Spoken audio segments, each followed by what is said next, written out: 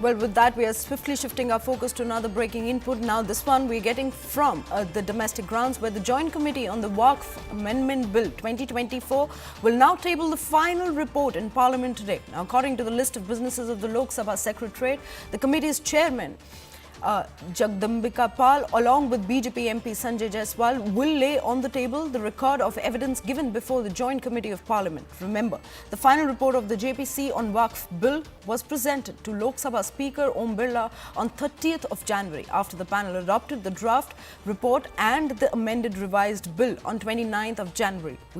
Well, these are the latest inputs that we are tracking at this point of time.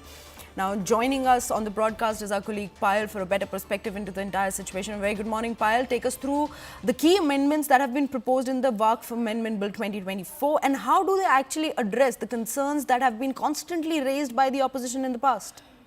Well, the opposition, Kohina, has been completely unhappy with the bill in the form that it was brought in. Indeed. And of course, the bill in its present form, which has got 14 amendments as well. But what the BJP has been able to do is the BJP has been able to, take its allies on board. Because remember, multiple questions were being asked of by alliance partners like TDP and JDU, saying that how can they agree to a legislation like this?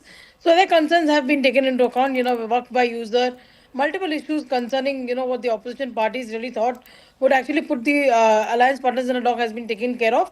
So the draft report today, which is running into more than 900 people, has been, of course, has been taken into account. That draft report will be presented before Parliament becomes a public document. The amended bill, as per the amendments proposed by the committee, has also been submitted, and after which, of course, the bill will now be taken by the Union Cabinet. There are a series of steps which really follow, but dissent notes have been provided by the opposition parties. Kuhina, remember, the opposition MPs were very unhappy because they felt that the dissent notes were curtailed. But since the report is of 400 and some pages, the dissent notes alone run into multiple thousand pages, which cannot be accommodated in the report. So, various portions where, of course, abusive language was used against the committee chairman, unparliamentary language was used against the committee.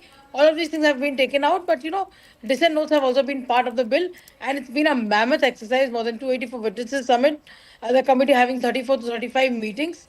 That's the kind of effort that you've really seen as far as the bill is concerned, starting August 22nd, Kohina. Right, Payal. I'd request you to stay with us on the broadcast. I'll be getting more breaking inputs. It's a big day in the Lok Sabha and